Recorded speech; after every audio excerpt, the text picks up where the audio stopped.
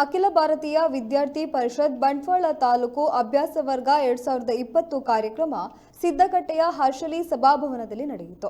ಈ ಕಾರ್ಯಕ್ರಮವನ್ನು ಉದ್ಘಾಟಿಸಿ ಮಾತನಾಡಿದ ವಿವೇಕಾನಂದ ವಿದ್ಯಾವರ್ಧಕ ಸಂಘದ ಅಧ್ಯಕ್ಷರು ಹಾಗೂ ರಾಷ್ಟ್ರೀಯ ಸ್ವಯಂ ಸೇವಕ ಸಂಘದ ದಕ್ಷಿಣ ಮಧ್ಯ ಕ್ಷೇತ್ರೀಯ ಕಾರ್ಯಕಾರಿಣಿ ಸದಸ್ಯರಾದ ಡಾಕ್ಟರ್ ಕಲ್ಲಡ್ಕ ಪ್ರಭಾಕರ್ ಭಟ್, ಇಡೀ ವಿಶ್ವದ ಅತ್ಯಂತ ದೊಡ್ಡ ವಿದ್ಯಾರ್ಥಿ ಸಂಘಟನೆಯಾದ ಅಖಿಲ ಭಾರತೀಯ ವಿದ್ಯಾರ್ಥಿ ಪರಿಷತ್ ಇಂದು ವ್ಯಕ್ತಿ ನಿರ್ಮಾಣದ ಮೂಲಕ ರಾಷ್ಟ್ರ ನಿರ್ಮಾಣದ ಕಾರ್ಯವನ್ನು ಮಾಡುತ್ತಾ ವಿದ್ಯಾರ್ಥಿಗಳಲ್ಲಿ ರಾಷ್ಟ್ರೀಯತೆ ಹಾಗೂ ಸಂಸ್ಕೃತಿಯ ಬಗೆಗಿನ ಪ್ರಜ್ಞೆ ಮೂಡಿಸುವ ಕಾರ್ಯ ಮಾಡುತ್ತಿದೆ ಎಂದರು।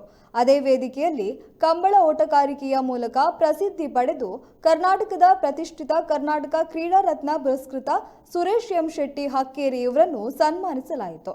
ಕಾರ್ಯಕ್ರಮದಲ್ಲಿ ಅನೇಕ ವಿದ್ಯಾರ್ಥಿಗಳು ಗಣ್ಯರು ಉಪಸ್ಥಿತರಿದ್ದರು।